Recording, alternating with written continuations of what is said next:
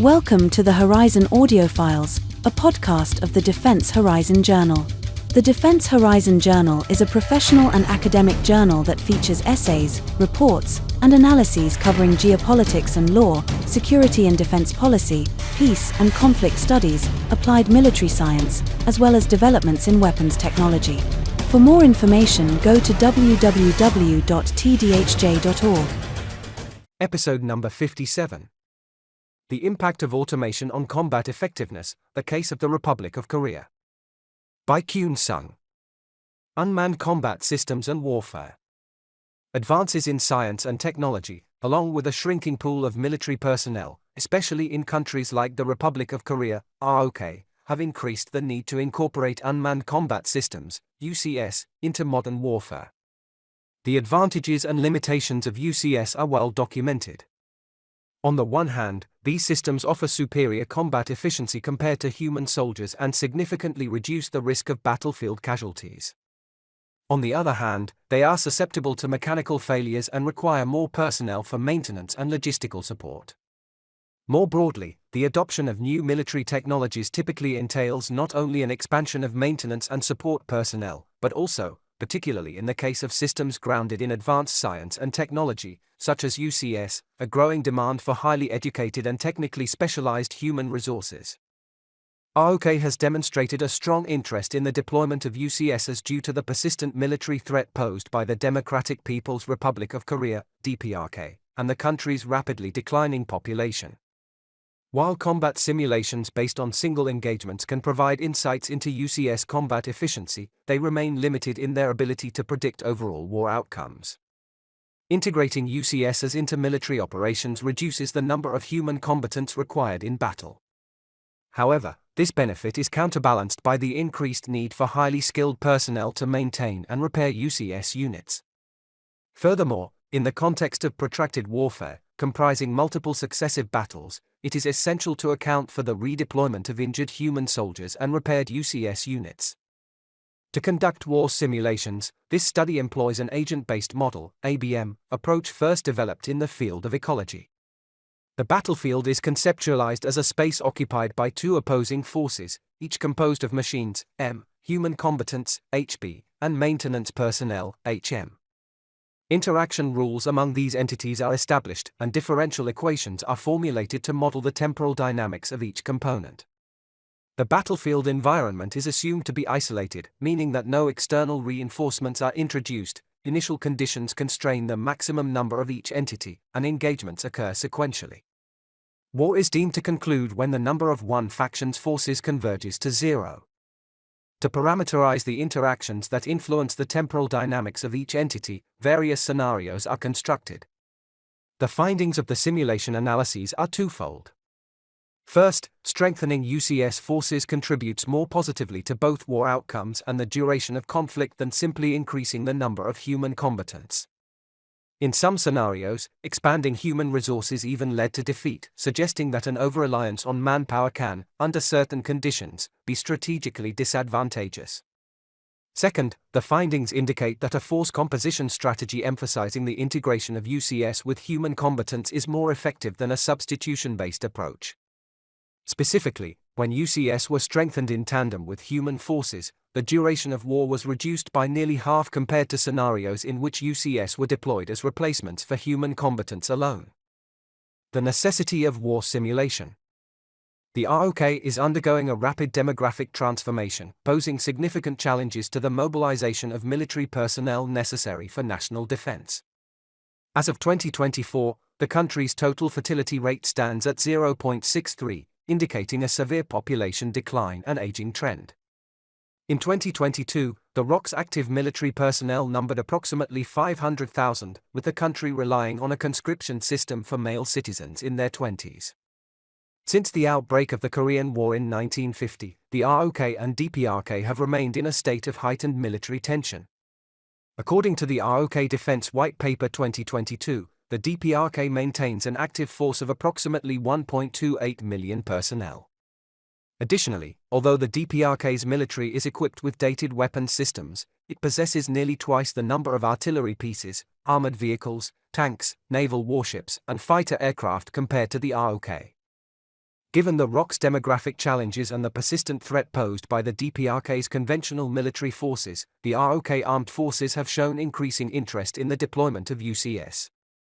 Even in cases wherein demographic decline and severe security threats are not immediate concerns, advancements in science and technology have significantly influenced modern military strategy, making UCS deployment a prominent topic in recent military studies. The advantages and disadvantages of UCS adoption, particularly for reducing reliance on human combatants, are being widely discussed. One of the primary advantages of UCS is its superior reconnaissance and lethality compared to human combatants. Recent combat simulations conducted in the ROK suggest that a single UCS unit can effectively perform the roles of 2 to 3 human soldiers. Consequently, UCS deployment can significantly reduce the number of human personnel required in combat, thereby decreasing battlefield casualties. However, integrating UCS into military operations is not without its challenges.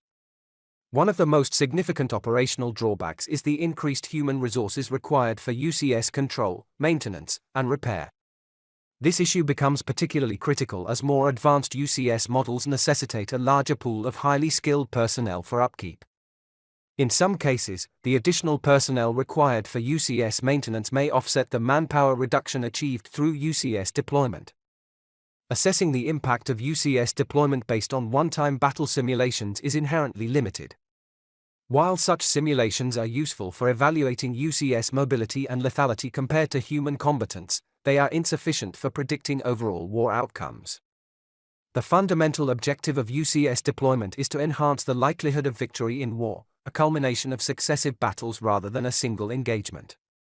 The necessity of war simulations arises from the dynamic nature of warfare, where multiple engagements determine overall success or failure. Among the critical factors influencing the outcome of prolonged warfare are human casualties, injuries, UCS malfunctions, and system losses.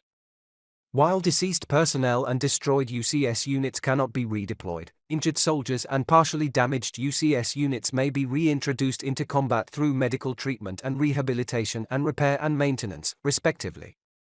However, this dynamic interplay between force attrition and resource regeneration underscores why single battle simulations fail to capture the complexities of war. Accordingly, this study goes beyond the limitations of single battle simulations by presenting a comprehensive war modeling approach that provides significant implications for the strategic planning of force enhancement. Research design. This study aims to identify the optimal ratio between human combatants and UCS through war simulation. As both the ROK and the DPRK begin to integrate UCS into their respective armed forces, it becomes increasingly important to assess the potential impact of UCS on battlefield effectiveness. However, deriving an optimal force composition based on the outcomes of a war that has yet to occur is inherently constrained by the absence of empirical data. In such cases, where real-world observations are unavailable, simulation-based approaches offer one of the most effective means of forecasting future scenarios and generating actionable insights. This study applies an agent-based model, ABM, initially developed in the field of ecology, to a simulation of warfare. As a key dynamic modeling framework in ecological research, ABMs have played a crucial role in analyzing interspecies interactions and fluctuations in population dynamics within an environment. Among the various ABM frameworks, this study adopts a model rooted in the predator-prey dynamic, which has been widely used to capture the reciprocal interactions between species within an ecosystem. The fundamental structure of the predator-prey model is particularly relevant for war simulation, as it provides a mechanism for assessing a system's balance and overall state based on the population dynamics of two interacting entities. In this framework, an increase in prey leads to an increase in predators, while a rise in predator numbers ultimately results in a decline in the prey population. However, conventional predator-prey relationships alone are insufficient for capturing the complexities of war dynamics. To better approximate military conflicts, this study moves beyond a simple unidirectional interaction. It introduces a more sophisticated ecological space wherein both entities engage in mutual combat rather than a one-sided predatory relationship. In addition to predator-prey dynamics, models of symbiotic relationships from ecological research offer valuable insights for this study. Unlike the antagonistic nature of predator-prey interactions, symbiosis describes cooperative relationships between two or more entities within an ecosystem. These relationships can be classified into symmetric and asymmetric forms, with prior research exploring how different types of symbiosis influence ecological stability and environmental adaptation. 9. The concept of symbiosis is particularly relevant to this study in the context of UCS and the personnel responsible for its maintenance and support. The introduction of UCS necessitates the presence of human maintenance crews, and this relationship aligns more closely with an asymmetric symbiotic interaction, where one entity depends more heavily on the other. For war simulation, this study models a constrained battle space in which two opposing groups operate. Each group consists of three distinct types of agents: machine, M, representing UCS, human combatant, HB, and human maintenance, HM, responsible for the upkeep and repair of the machines. The aggregate number of these agents determines the overall capacity, C, of each group. The capabilities of each group can be mathematically represented using the following equations. Equations 1 and 2 formally express the capacity and operational potential of Group A and Group B, respectively. Within each group, agents engage in cooperative symbiotic interactions, while hostile, predator-prey-like engagements characterize intergroup dynamics. Below is a visual representation of these cooperative intragroup interactions and antagonistic intergroup interactions. The capabilities of individual agents within each group vary significantly within the modeled ecological space. At the top of the hierarchy, M units possess the ability to defeat all enemy entities without restriction. HB units, positioned at an intermediate level, can attack all enemy agents except for opposing M units. In contrast, HM units, which occupy the lowest tier in the group structure, do not participate in direct combat but are responsible for supporting and repairing allied M units. As per the picture above, bidirectional solid arrows indicate mutual combat interactions, unidirectional dashed arrows represent one-sided attacks, and unidirectional solid arrows denote asymmetric symbiotic relationships. The agents within each group interact sequentially during combat engagements on the battlefield. These interactions result in destruction, damage, casualties, and injuries. Additionally, damaged M units can be repaired and redeployed in subsequent engagements, while wounded HB and HM agents may recover and return to combat in later stages. Throughout sustained engagements, the number of active agents fluctuates over time. The rate of change in the population of each agent type as a function of time can be expressed through the following differential equations. Equation 3 represents the rate of change in the number of M_A units over time. The M units function as the apex predators within the battle space. Consequently, the decline in M_A occurs exclusively through engagements between M_A and M_B, M_A times M_B, where alpha represents the rate at which M_A units are destroyed or disabled during combat. Given that HB_B and HM_B lack the capability to attack M_A, no direct interaction occurs between these agents and M_A, and their presence does not influence M_A's attrition. The final term in equation 3 accounts for the rate at which M_A units are repaired and redeployed for subsequent engagements. A critical aspect of this dynamic is the asymmetric symbiotic relationship between M_A and HM_A. As depicted in Figure 1, M_A units can only be reintroduced into battle if they receive support from HM_A. Due to this dependence, the maximum number of operational M_A units is not determined by M_A's intrinsic carrying capacity but rather by the availability of HM_A. Fundamentally, the reintroduction of M_A is governed by its existing numbers, with beta representing the redeployment rate shaped by the maintenance environment. Additionally, as indicated in the final term of the second component, M_A's growth limit is ultimately constrained by HM_A's carrying capacity, which is itself capped at its initial value, K_1A. Equation 4 describes the evolution of HB_A over time. Positioned as both a mid-tier predator and prey within the ecological system, HB units operate under dual pressures. The first term in equation 4 accounts for HB_A S attrition due to attacks by M_B, where gamma denotes the lethality or wounding efficiency of M_B against HB_A. The second term, HB_A times HB_B, represents direct engagements between opposing HB units, with epsilon indicating the proportion of HB_A casualties or injuries resulting from these confrontations. The third term models the redeployment of HB_A following combat. In principle, the number of HB units reintroduced into battle is proportional to their existing numbers. Larger pools of HB_A lead to greater redeployment, while smaller numbers result in diminished reintroduction. The parameter zeta captures the redeployment rate, which is influenced by medical and recovery conditions. The final component within the parentheses incorporates the carrying capacity constraint, K_2A. Without this limitation, HB_A could grow indefinitely. By incorporating K_2A, the model imposes an upper boundary on HB_A numbers, assuming that this carrying capacity is determined by HB_A's initial value. Equation 5 characterizes the temporal variation in HM_A. As Figure 1 suggests, HM units occupy the lowest tier in the ecological hierarchy, functioning purely as prey with no offensive capability. As such, HM_A and HM_B do not engage in direct combat, and HM_A's attrition is solely determined by predation from M and HB units. The parameters eta and theta represent the kill efficiency of M_B and HB_B, respectively, against HM_A. Similar to HB_A, the growth limit of HM_A is limited by the carrying capacity K. While HM_A's redeployment is primarily dictated by its initial numbers, an additional constraint is applied to prevent uncontrolled growth.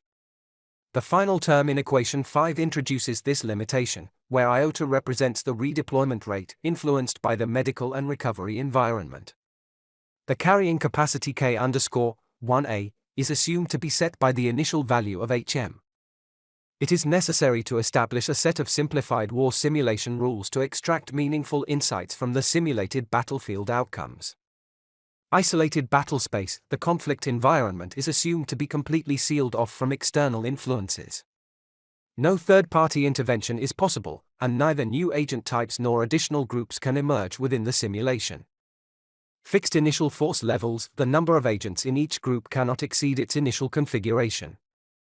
As previously defined, carrying capacity K constrains growth, preventing mobilization surges or expanded weapons production. Thus, the maximum number of each agent type remains fixed at its initial value. Continuous sequential engagements, combat occurs in a structured and periodic manner. While real-world conflicts may exhibit lulls, ceasefires, or strategic stalemates, the simulated environment assumes that engagements occur continuously without interruption, and total annihilation as a termination condition. A group is considered defeated once its agent population reaches zero. In actual warfare, conflicts may end due to shifts in power dynamics or negotiated settlements. However, in this model, hostilities persist until one group is entirely eliminated, at which point the war is deemed concluded. Simulation results. Before conducting the simulation, it is essential to define the parameters that govern the model, as represented by the Greek letters in equations 3, 4, and 5. Since the empirical validation of these parameters is inherently challenging, their absolute values hold limited independent significance. Instead, the primary objective is to ensure that the assigned values maintain logical consistency, thereby allowing the simulation to produce analytically sound outcomes. The table below presents the definitions and assigned values of each parameter. The parameters alpha and epsilon, appearing in equations 3 and 4, represent the depletion rates of M and HB, respectively, in direct engagements between entities of the same category. That is, they define the rate at which forces are lost when fighting against adversaries of the same type. Notably, the attrition rates in M2M and HB2HB engagements are set to be identical. By contrast, the parameters beta, zeta, and iota, appearing in equations 3, 4, and 5, quantify the rate at which each category of unit is replenished following combat losses. As explicitly structured in the model, the number of reintroduced agents cannot exceed the carrying capacity, ensuring that the replenishment process remains constrained. Among the three agent types, HB exhibits the highest redeployment rate, while M and HM share a lower, but identical, rate of reinforcement. The parameters gamma and eta, featured in equations 4 and 5, determine the effectiveness of M when killing HB and HM, respectively. The simulation assumes that M is more lethal against HB than against HM, leading to gamma being assigned a value higher than that of eta. Lastly, the coefficient theta in equation 5 governs the effectiveness of HB in eliminating HM. The simulation presumes that HB is less effective against HM than M, resulting in theta being set at a relatively lower level. Building on the established parameters, the study conducts a series of combat simulations under 4 distinct scenarios, each designed to analyze how variations in force composition influence conflict dynamics. Scenario 1 result: current state of ROK and DPRK. Scenario 1 most closely mirrors the current strategic balance between the ROK and the DPRK. Assuming a comparable level of UCS adoption between the two armies, the DPRK is modeled as possessing a significantly larger number of human combatants than the ROK. Accordingly, in the initial setting of the war simulation, Army A, representing the ROK, was composed of 50 M_A units, 50 HB_A units, and 30 HM_A units, while Army B, representing the DPRK, consisted of 50 M_B units, 100 HB_B units, and 30 HM_B units. The figure above illustrates the results of the war simulation. In this scenario, Army A and Army B each contain 50 M units and 30 HB units, maintaining numerical parity in these categories. However, differences in the number of HB units, HB_A50, HB_B100, create distinct conflict dynamics. The total capacity trajectory of Army B declines rapidly in the early stages of the conflict, experiences a brief recovery, and then begins to decrease again after approximately the 75th battle. Eventually, Army B's overall capacity reaches zero around the 175th engagement. In contrast, Army A's total capacity drops sharply at the outset, increases after the 50th battle, and stabilizes at an equilibrium point after the 130th engagement. Although Army B started the war with a greater total capacity, it ultimately suffered defeat. This outcome is unexpected and requires further examination to determine the underlying causes. To understand the mechanisms driving this result, it is necessary to analyze how the composition of each army changes over time, as shown below. The figure above presents the trajectory of each agent type in Army A and Army B during Scenario 1. The data reveal that the unexpected outcome stems primarily from the trends observed in M_A and HB_B units. The numbers of M_B, HB_A, and HM_A decrease rapidly, while HB_B follows a different pattern. Initially, HB_B units decline, then briefly increase before resuming their downward trend. The number of M_A units also drops sharply in the early battles, but after the 50th engagement, their count begins to rise and eventually stabilizes around the 130th battle. These patterns suggest that having a numerical advantage in human combatants does not necessarily guarantee victory. In designing the simulation model, we set carrying capacities for both HB and HM units. Carrying capacity not only defines the growth limits of the two agent types but also represents the maintenance costs associated with sustaining their numbers. As a result, a large number of HB units imposes relatively higher costs which, within the limits of carrying capacity, adversely affect the outcome of the war. Also, under these conditions, conflicts tend to become prolonged, delaying their resolution rather than leading to a decisive outcome in the early stages of warfare. Scenario 2 result: strengthening UCS by ROK.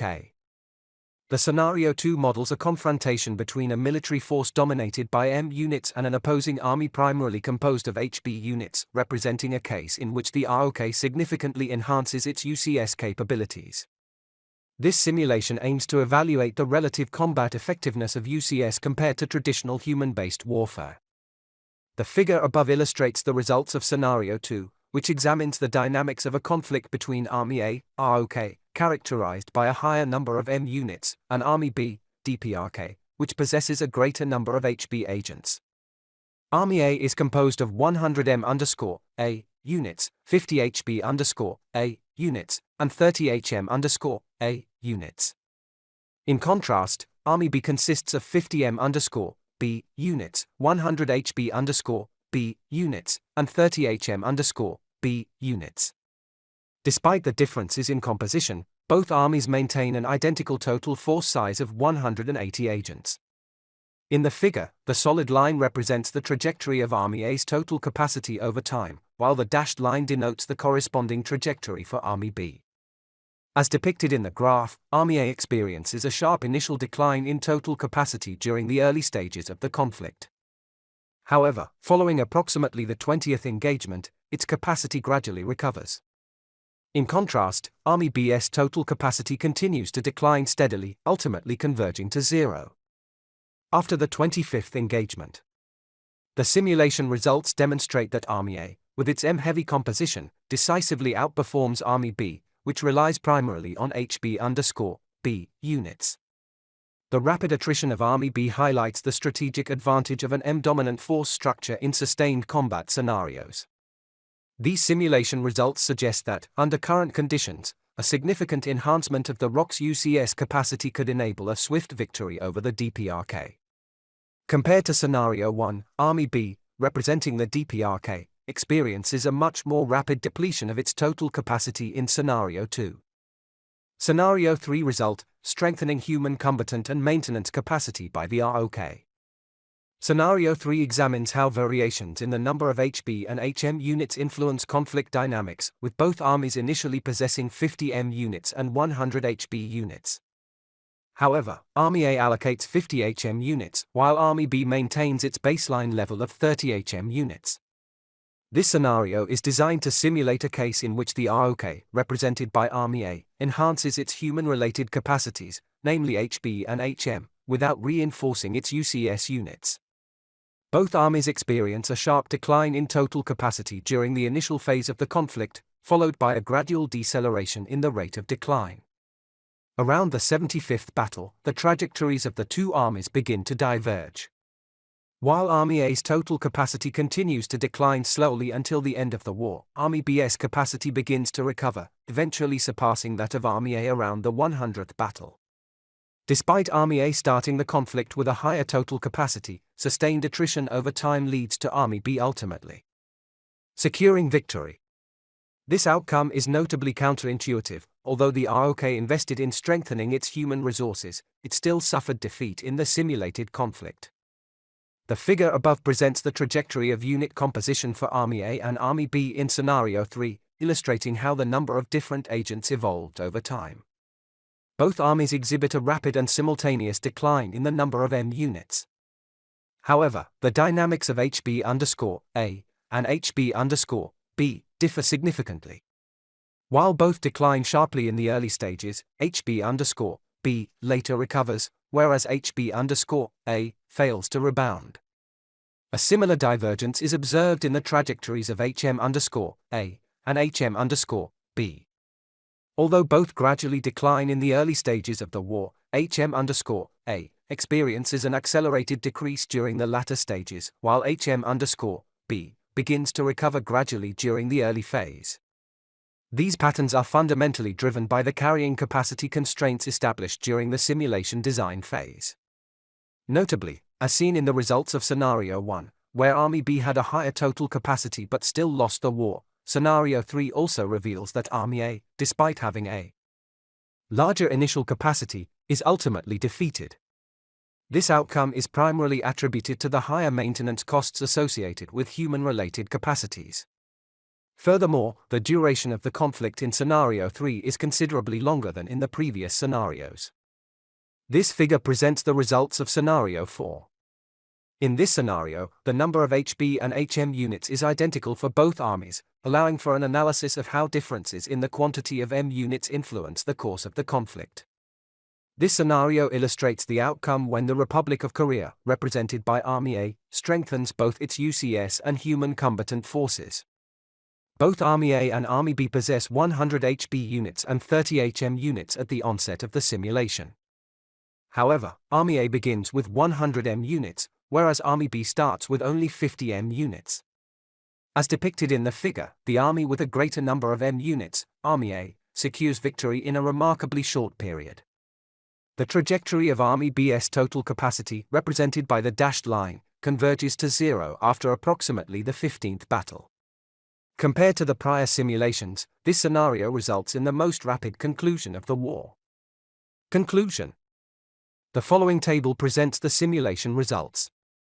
While the initial force structure of Army B remains constant, the outcomes and durations of the war are compared across scenarios in which Army A strengthens its UCS units, its human-related forces, or both. The results of the war simulation carry important strategic implications for countries like the ROK, which face chronic personnel shortages. First, in terms of war outcomes, enhancing human-related capabilities alone does not guarantee victory. As shown in scenarios 1 and 3, the side with greater total capacity still suffers defeat.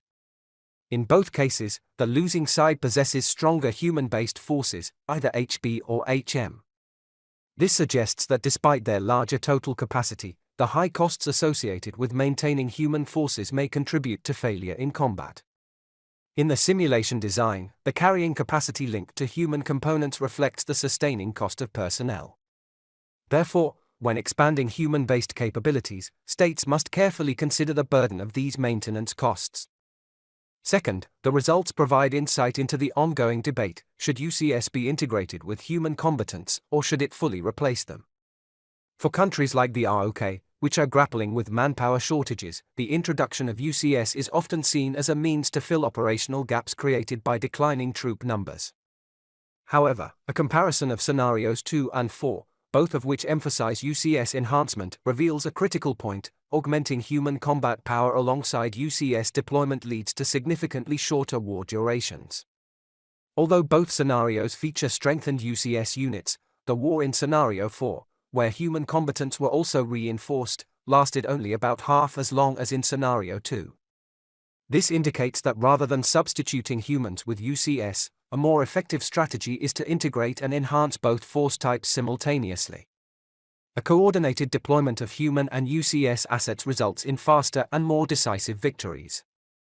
This research carries profound implications for states grappling with conscription shortages due to dramatic population decline. The insights derived from this study illuminate the complex interplay between UCS, human soldiers, and maintenance personnel in shaping contemporary warfare dynamics. By incorporating these variables, the simulations in this study provide a more comprehensive understanding of the strategic consequences of UCS deployment. These findings are particularly relevant for military planners and policymakers as they underscore the importance of a balanced approach to force composition in future military strategies. Moreover, the study emphasizes the need for further research into the reliability and maintenance challenges associated with UCS, as well as the broader strategic implications of integrating UCS into military operations. Through sensitivity analysis, this study also identifies scenarios in which an increase in UCS deployment does not result in a significant change in either war outcomes or duration. This reveals the potential limitations of UCS efficacy when deployed in isolation. Additionally, by diversifying the simulation design that governs the unidirectional symbiotic relationship between HM and M, future simulations may yield new insights into how shifts in inter-agent dependencies affect both the trajectory and duration of conflict. The principal limitation of this study lies in the need to enhance the reliability of the parameters governing each agent's lethality and redeployment rates. Despite this limitation, this study holds substantial potential. Future research should further analyze the relationship between variations in model parameters and changes in war outcomes to deepen our understanding of how the composition of human and machine forces influences both combat effectiveness and the probability of war victory. The author, Kyun Sung, Conflict Studies, a Methodology, Unpacking Conflict Process on the Korean Peninsula with Political and Seasonal Distribution. Pacific Focus 39.2, 2024 303-331. Political Science. In Soo Kim, Civil Military Relations Security Studies, Differences in Cultural Dimensions Between South Korean Officers and Conscripts, a Topic Modeling Approach.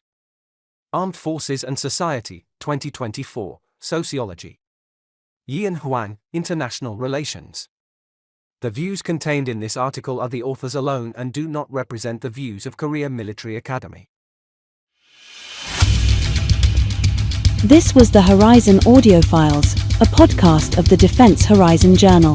For more information, go to www.tdhj.org. Thank you for listening.